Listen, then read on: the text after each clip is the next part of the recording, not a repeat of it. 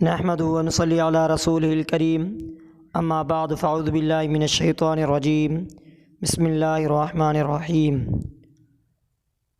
معزز سامعین حضرات، بات چل رہی تھی ایمان اور اسلام کے متعلق، جیسا کہ صحیح مسلم کی یہ حدیث جس کا اردو ترجمہ آپ نے پچھلے بیان میں سنا، محدثین کی ہاں حدیث جبریل کے نام سے جانی جاتی ہے۔ واقعہ تو یوں ہے کہ ایک دن رسول اللہ صلی اللہ تعالیٰ علیہ وآلہ وسلم صحابہ رضی اللہ تعالیٰ مجمعین کے مجمع میں تشریف فرما تھے کہ ایک شخص عجیب حالت قضائی میں موجود ہوا اور بے تکلفی کے ساتھ رسول اللہ صلی اللہ تعالیٰ علیہ وآلہ وسلم کے مبارک زانوں کے ساتھ اپنے زانوں ملا کر بیٹھ گیا اور آپ سے چند سوالات کیے۔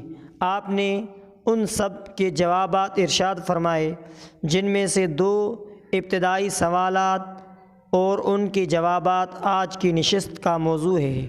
یہ شخص جب اپنے سوالات کا تسلی بخش جواب پا کر مجلس سے اٹھ کر چلا گیا تو رسول اللہ صلی اللہ علیہ وآلہ وسلم نے صحابہ رضی اللہ تعالیٰ اجمعین کو بتایا کہ یہ حضرت جبریل علیہ السلام تھے جو تمہیں تمہارے دین کی باتیں سکھانے آئے تھے، اور یہ طے شدہ امر ہے کہ وہ اللہ رب العزت کے ہی کے حکم سے آئے تھے، از خود نہیں آئے تھے۔ پہلا سوال انہوں نے یہ کیا کہ ایمان کیا ہے؟ اس کے جواب میں رسول اللہ صلی اللہ علیہ وآلہ وسلم نے 6 باتیں ذکر فرمائی۔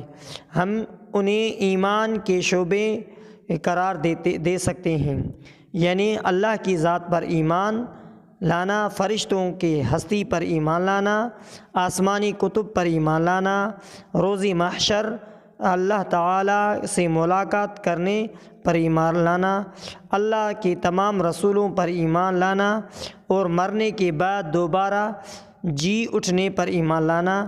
ان تمام کا تعلق عالم غیب سے ہے، اور یعنی جہاں ہمارے حواس کام نہیں کر سکتے اور شاید عقل بھی مکمل رہنمائی نہ کر سکے، لہٰذا ایمان کی تعریف از خود واضح ہو گئی، اور یہ کہ رسول اللہ صلی اللہ علیہ وآلہ وسلم کی ذات گرامی پر اعتماد کرتے ہوئے آپ کی بتائی ہوئی ساری باتوں کا زبان سے اقرار اور دل سے ان کی تصدیق کی جائے۔ آئیے اب ذرا اتمام شعبوں کی قدری تفصیل جاننے کی کوشش کرتے ہیں۔ سب سے پہلا اور اہم شعبہ ایمان باللہ ہے۔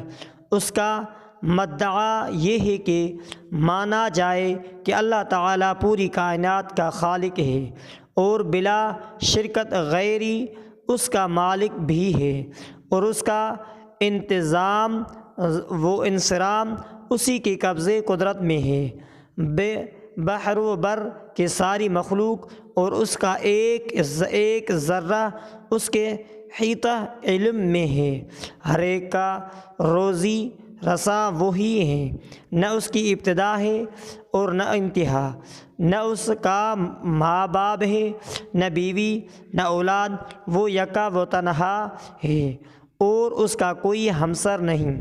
دوسرا شعبہ ایمان بالملائکہ ہے۔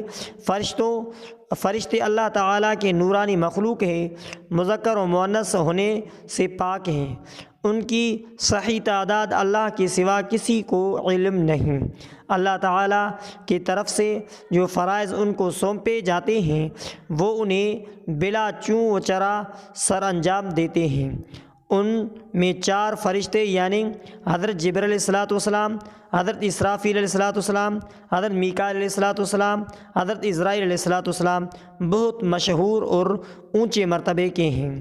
ان کی ایک کثیر تعداد ہر آن اللہ تعالیٰ کی تسبیح و تقدیس میں مصروف رہتی ہے۔ کچھ ایسے ہیں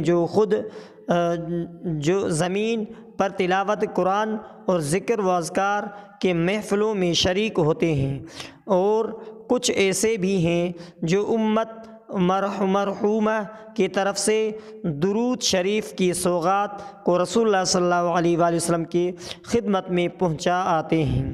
تیسرا شعبہ ایمان بالکتاب، آسمانی کتابوں میں 4 کتابیں تورات، انجیل، زبور اور قرآن مجید بہت مشہور ہیں۔ ان کے علاوہ کچھ صحیفے بھی تھے جو مختلف اوقات میں مختلف انبیاء علیہ الصلاۃ والسلام پر نازل کیے گئے۔ قرآن حکیم کے اترنے کے بعد سابقہ سب کتابیں اور صحیفے منسوخ ہو چکے ہیں۔ ان کی سچی تعلیمات کو اللہ تعالیٰ کے اس آخری کتاب نے اپنے اندر سمو لیا ہے۔ قرآن حکیم آسمانی کے ہدایات کا آخری اور فائنل ایڈیشن ہے۔ نبوت کے دروازے کے بند ہونے کے بعد وحی کا سلسلہ بھی منقطع ہو گیا ہے۔ قرآن حکیم کا ایک ایک لفظ، ایک ایک حرف، بلکہ ایک ایک شوشہ تک محفوظ ہے۔ کلام محمد صلی اللہ علیہ وآلہ وسلم پر نازل کرنے والے اللہ نے خود اس کا ذمہ لیا ہے، جیسا کہ کلام اللہ میں ہے، انا نحن نزلنا الذکر وانا لہ لحافظون۔ 15 صدیوں پر محیط اس کی تاریخ، اس کا بیان